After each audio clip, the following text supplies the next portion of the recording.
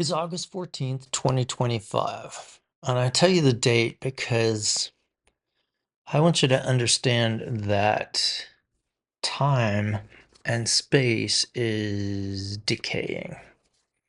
For me, it feels as if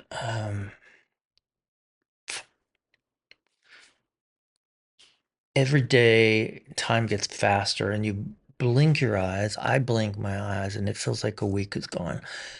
Literally, time is going so fast that there's going to become a time in my life where the future, the past, and the present are going to all collide.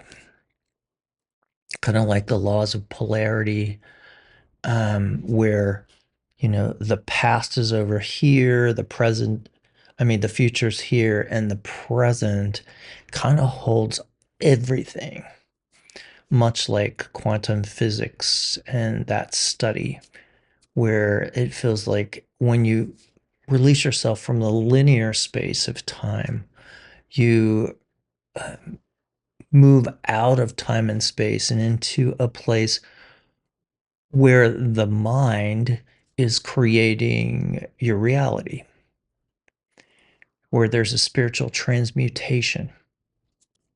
Sometimes my personal spiritual growth I felt was a little too linear, more centripetal, more from the outside inward. This is what I have to do to grow. This is who I have to listen to grow.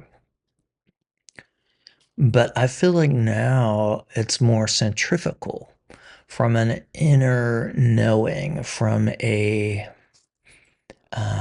authentic knowing that moves from the inside out.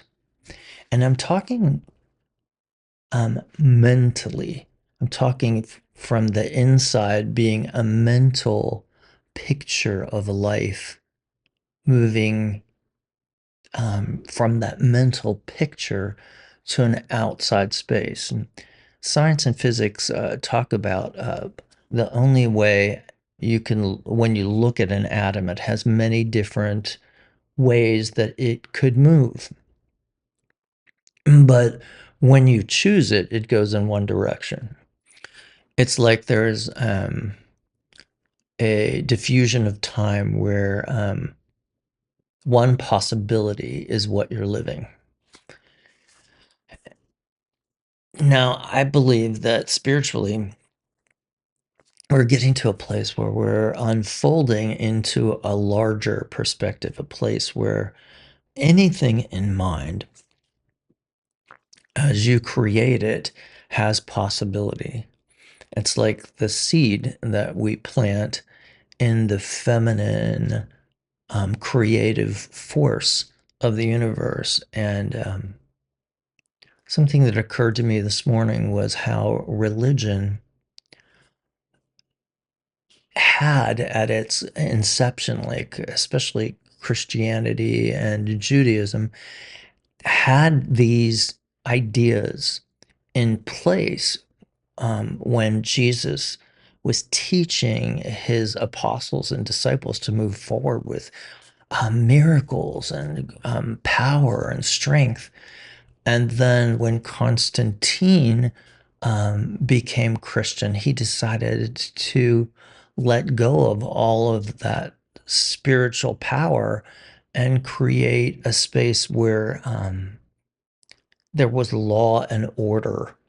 And when that law and order met this powerful liminal space of spirituality, it created disorder and negativity and stymied the spiritual growth of the church. Or I feel now, um, the people of God, the unit of measure of the humans who are moving towards godliness, towards love, towards peace, towards compassion, are one side of the pole, and the ones who have chosen this powerful negativity, the human ego that wants more, needs more, will take from others. That's on the other side. And those that are going to enter in what spirituality is calling the graduation, which I believe, is what we see in the Bible, John's last thoughts about what's going to happen in the end days, in the final days, is this graduation, this place where negativity meets positivity and positivity wins. So if you're on the positive side of this density, you're going to want to follow your spiritual path in that direction wherever it leads. Otherwise, you're not going to end up graduating in this next phase of human movement, human spirituality. I have read volumes of spiritual, scientific, and psychological books in the past couple years because of this kind of semi-retirement I'm coming to. Next month, I'm 65 years old, and I cannot believe I'm actually going to be on Medicare. It's an interesting time of life where things slow down and you begin to see everything like my dad said to me on his deathbed was, he had spent his entire life, this same guy I've been talking about that threw the money at me, spent his entire life judging things with remorse and a feeling of needing to grasp onto life and hold on to the things that other people looked at with judgment and hold them in high regard. And at the very end, I remember my partner and I, Michael was his name at that time, and we were sitting by his bed having to watch. We were on night watch that evening, like 3 days before he passed. And my dad looked at us, and my dad was not one who was graceful about his ideas about homosexuality and his son being of that ilk. Um, he looked at Michael and I and he said, "Michael, do you love Bo?"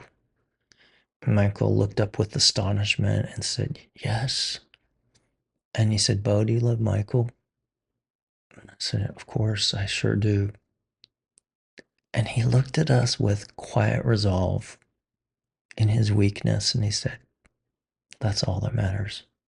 I had this whole talk created about what happened to me last night, my spiritual walk as I walked through unforgiveness. And I sang at the funeral of a minister that was at a church I came to in Fort Lauderdale when I first moved here, and I became the music minister. And she passed away, and I was asked to sing at her funeral. And interestingly enough, I haven't sung for the last 3 years ever since I had the surgery and my vocal cord was partially paralyzed. It's been almost impossible to sing, but over the past, I would say 3 months, I've gotten about 7 notes back. And when I was asked to sing, I asked the pianist if we could find a song that maybe I could do in those 7 notes, and he was helpful. And we found this song called "The Days of Wine and Roses," that pass and run away like a child at play, through a meadow and toward an open door, a door marked evermore that wasn't there before. And then it says, "The lovely night discloses just a passing breeze filled with memories." And I was faced with two things in that evening. I was faced with the decision to leave that church because of a narcissistic minister. And I don't want to make this about that, but it was about forgiveness. I faced it, and that minister happened to be there, and he turned away from me, still filled with anger and unforgiveness. And interestingly enough, he was sitting there and I was looking at him from the stage. We were getting ready to sing, the pianist and I, and we walked up to the piano and we were waved back to our chair. We were told that we needed to wait for one more person to speak. When those people were speaking, that minister left the church. And I didn't really have to face him. And the thing was, I never really had to face him at all. I had to face me. I had to face my feelings. I had to face my unforgiveness. And when he left the building and his negativity left the building, I had to quietly smile because I knew that I had lifted myself up out of rhythm of the pendulum going back and forth between forgiveness and unforgiveness. I had chosen where I wanted to be above that pendulum. And this morning, Spirit woke me up in the middle of the night. It was so crazy, and I was told to just go sit in my chair and to meditate. And I had this dream of cleaning my stove top, which is crazy because the stove in the dream did not look like the modern stove I chose 2 years ago when we bought this condo. It had a grill top, like looked like an outdoor grill, thick with black grease and muck. And I remember thinking it was kind of like time was crossing over. A couple people clean the apartment as we do every 2 weeks. And I remember looking at the stove thinking, well, they forgot to clean the stove top. And I started scrubbing it with a rag and soap. And I noticed that the grease, though it wasn't coming off completely, it was diminishing a little bit by little bit. And I scrubbed until I couldn't scrub anymore. And I was led to stop. I thought, well, I'll get to the rest of it.